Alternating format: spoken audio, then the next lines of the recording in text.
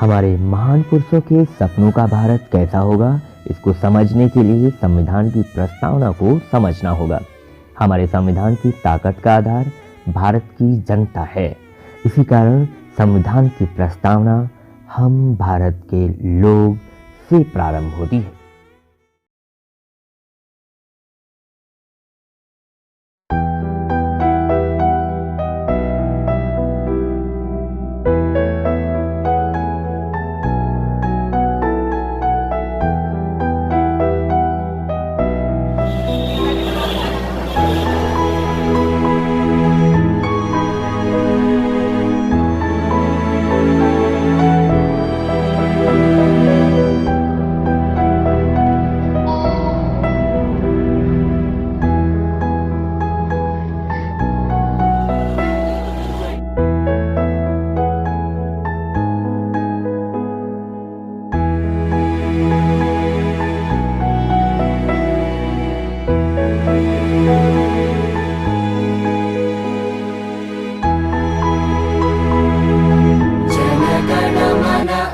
नायक जय हे भारत भाग्य विधाता। पंजाब सिंध गुजरात मराठा द्राविड उत्कल बंगा। विंध्य हिमाचल यमुना गंगा उच्चल जलधि तरंगा। तव शुभ नामे जागे तव शुभ आशीष मांगे। गाहे तव जय गाथा जन गण मंगलदायक जय हे भारत भाग्य विधाता। जय हे जय हे जय हे जय जय जय जय हे।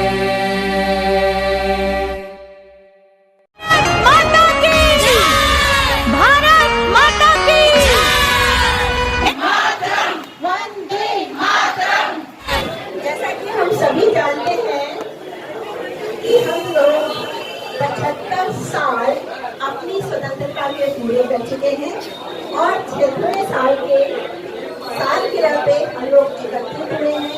और ये हमारा जो नेशनल पर्व है, हमारा राष्ट्रीय पर्व है, उसको मनाने के लिए हम लोग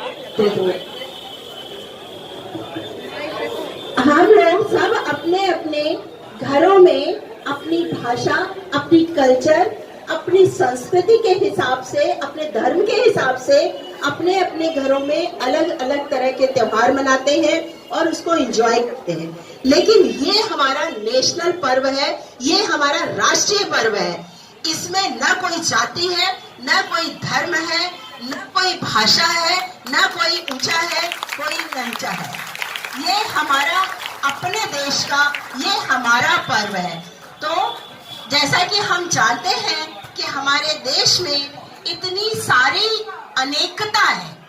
हर आदमी, कोई गोरा है, कोई काला है, कोई लंबा है, कोई छोटा है, कोई अंग्रेजी बोलता है, कोई हिंदी बोलता है, कोई संस्कृति, कोई मलयालम बोलता है, कोई बिहारी बोलता है। लेकिन इतनी अनेकता में भी हमारे देश में एकता है।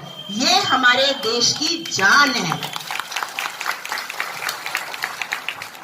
और जैसा आप जानते हैं कि हमारे शरीर में जो हमारा दिल है धड़कता है और वो इतने हमारे शरीर को चलाता है। यही हमारी एकता जो है हमारे देश को चलाती है। तो आप हमेशा ध्यान रखिए कि हम सब एक हैं और जिस देश को आजाद करने के लिए अनगिनत वीरों ने अपनी जान दी है। बहुतों के तो नाम भी हम लोग नहीं जानते, किसी को पहचानते भी नहीं होंगे, लेकिन उन्होंने अपना योगदान दिया है। आज का दिन उनको याद करने का है और हम चाहते हैं कि उनकी बलिदानी बर्बाद न हो। इसलिए हम आज के दिन में प्रण करते हैं कि हम इस एकता को बनाए रखेंगे, जिस सबको समानता का अधिकार देंगे, सब बराबर का जीने का अधिकार देंगे और सब बराबर होंगे। तभी हम इस देश की एकता को बनाए रखेंगे और इस देश की सुदृढ़ता को बनाए रखेंगे। और जो विदेशी ताकत हमारे देश के टुकड़े करने में लगी रही हुई है भाषा व जाति और धर्म के नाम पर, उसको हमें अपनी तरफ से हटाना पड़ेगा, तभी हम एक होंगे। आप लोगों को अगेन मैं फिर से आपको बहुत बहुत बधाई देती हूँ। और आप ये सोचेंगे हम इस देश के में कैसे योगदान देते हैं। आपके घर में एक बच्चा होता है, एक सदस्य होता है, उसको मिलकर परिवार बनता है, परिवार से मिलकर सोसाइटी बनती है, सोसाइटी समाज बनता है, समाज से हमारा प्रदेश बनता है और प्रदेश से ही देश बनता है। तो हमारा हर एक नागरिक हमारे लिए बहुत इम्पोर्टेंट है और वो अपने अपने कर्तव्यों के द्वारा हमारे देश को मजबूत बना सकता है। हम लोग सब अपने सिर्फ अधिकारों के लिए लड़ते हैं कि हमारे को इतनी ये छुट्टी मिलनी चाहिए, ये अधिकार है, हमें ये मिलना चाहिए, लेकिन अधिकार और कर्तव्य साथ साथ चलते हैं।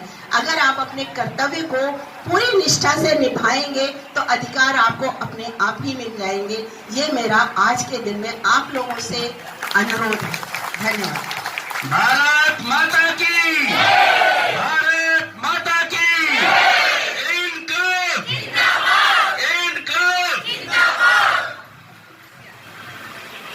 इस दिन के लिए हमारे देश में जो पहले की स्त्रियां थी, उस समय की, जिस समय आजादी की लड़ाई हुई थी, उन्होंने अपना जेवर, उन्होंने अपने घर का पैसा चोरी चोरी देश की लड़ाई में लगा दिया। आजकल हम लोग जेवर के पीछे परेशान रहते, पैसे के पीछे परेशान रहते। नहीं, हमारा देश है तो हमें सबको एक तरीके से, हमारे अंदर एक ऐसा हृदय है भारतवासियों का कि वो सबको समेटते हैं, चाहे वो विदेशी हो चाहे वो देशी हो। और हम जो है बहुत, मतलब हमने जो है ये चीज बहुत छोटे थे तब से सरस्वती शिशु मंदिर में पढ़ते थे, हम लोगों को सब बताया जाता था कि कैसे हम लोगों का देश आजाद हुआ। इसके लिए हम लोग गाना भी गाते थे उस समय, इस समय याद नहीं है, लेकिन ये गाना था कि 15 अगस्त की सालगिरह हर साल धूम से आती रहे, आजादी का पाठ पढ़ाती रहे, कुर्बानी की याद दिलाती रहे। इस दिन के लिए बेवा हुई थी मेरी बहनें, इस दिन के लिए छोड़ दिए पहनने गहने। तो इस समय असल में ऐसा है कि हम लोग पैसे की तरफ भागते हैं, जेवर की तरफ भागते हैं, दहेज की तरफ भागते हैं, ये सब कुछ नहीं है। और बेटियां जो है, बेटियों ने भी बहुत योगदान दिया है, महिलाओं ने। ये नहीं कि पुरुषों ने लड़ाई लड़ी, जब महिलाओं ने पुरुषों को आगे किया तब वो आगे गए और हमारा देश स्वतंत्र हुआ। देखिए इन्होंने कितनी अच्छी बात की है। अकेले कोई भी आगे नहीं बढ़ सकता जब तक उसके पीछे सपोर्ट नहीं है। अगर हमारे पुरुष आगे झंडा लेके चलते हैं तो हमारी बहनें, हमारी महिलाएं उनको पीछे से सहारा देती हैं, नहीं तो कम से कम अपना घर संभालती हैं, उनको फ्री करती हैं कि आप आगे बढ़िए। तो बिना सहयोग के कोई भी चीज आगे नहीं बढ़ सकती, कोई कंट्री नहीं आगे बढ़ सकती। इसीलिए हर व्यक्ति का इसमें आगे बढ़ने के लिए बहुत जरूरी सहयोग है और सहयोग के बिना हम आगे नहीं बढ़ सकते। हमें डिवाइड एंड रूल की पॉलिसी को छोड़ना पड़ेगा। हमें छोड़ना पड़ेगा कि भाई हम जिस फलानी जगह के हैं, फलानी टिमके की जगह कुछ नहीं, हम सब एक हैं, हम सब एक इस भारत माता की औलाद हैं। जब हम भारत माँ की औलाद हैं तो फिर हमें अंतर कैसा? हम सब एक हैं और हम अपनी माँ का सम्मान करेंगे। जरूरत पड़ेगी तो हम अपनी जान भी दे सकते हैं, लेकिन हम अपनी माँ को बिल्कुल भी नुकसान नहीं पहुंचा सकते हैं। यही आज के दिन हमें प्रण लेना चाहिए। ऐ वतन तेरे कदमों में हम जाएंगे, फूल क्या चीज है तेरे कदमों में, हम अपनी सरों के चढ़ा जाएंगे। ऐ वतन हमको तेरी कसम, तेरी आँखों में जान लुटा जाएंगे। फूल क्या चीज है तेरे कदमों में, हम अपने सरों की चढ़ा जाएंगे। ऐ वतन हम, कोई पंजाब से, कोई महाराष्ट्र से, कोई यूपी से है, कोई बंगाल से, कोई पंजाब से, कोई महाराष्ट्र से, कोई यूपी से है, कोई बंगाल से। तेरी पूजा निराली में लाए हैं हम, फूल हर रंग के, हार हर डाल के। ऐ वतन हमको तेरी कसम, तेरी राहों में जहाँ भी लुटा जाएंगे। देशवासियों को इस 15 अगस्त की स्वतंत्रता दिवस के अवसर पर बहुत बहुत बधाइयाँ, अनंत बधाइयाँ देती हूँ कि हमारा देश यूं ही मिलजुल कर आगे बढ़ता रहे, सभी लोग खुशहाल हों।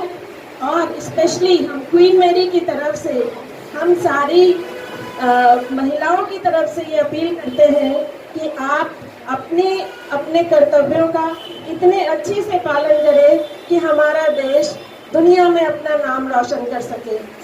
हर एक महिला इसमें योगदान दे सकती है देश को आगे बढ़ाने में। जैसे कि महिला हर एक परिवार की धुरी है, और अगर धुरी बढ़िया से अपने जगह मजबूत खड़ी है तो वो पूरी दुनिया को चला सकती है। और सारी महिलाओं से मेरे को ये अपील है कि आप खुद शिक्षित हो और अपनी बेटियों को जरूर पढ़ाएं, बच्चों को भी पढ़ाएं, बेटों को भी पढ़ाएं। बेटा तो सब आगे कहते हैं वारिस होता है, लेकिन आजकल तो लड़कियों ने झंडे गाड़ रखे हैं। तो इसलिए आगे भी हम लोग सोसाइटी में अपना योगदान देते रहेंगे, और हर महिला अपने आप को इतना सामर्थ्य रखे अपने आप में कि सब पुरुषों के साथ कंधे से कंधा मिलाकर एक रचनात्मक कदम उठाएं और नए भारत का निर्माण करें, जिसमें सभी लोग स्वस्थ हों, सुखी हों और आबाद रहें। धन्यवाद। बहुत बढ़िया, आपने डॉक्टर पुष्पा ने बहुत ही अच्छा संदेश दिया। जितने भी महान पुरुष हुए वो अब दोबारा तो नहीं पैदा होंगे, लेकिन उनके जो आदर्श हैं, जो उनके आदर्श हैं, वो आदर्श हमें अपने बच्चों में लेना है। और साथ में अपने आसपास के जितने गरीब लोग हैं, ये ढूंढना है कौन सा बच्चा क्या बन सकता है, उनकी मदद करना है। मैं और कुछ ना कहता हूँ, मैं केवल इतना बताता हूँ मैं क्या करता हूँ। मैं अपनी सैलरी का मैंने 40% खर्च किया।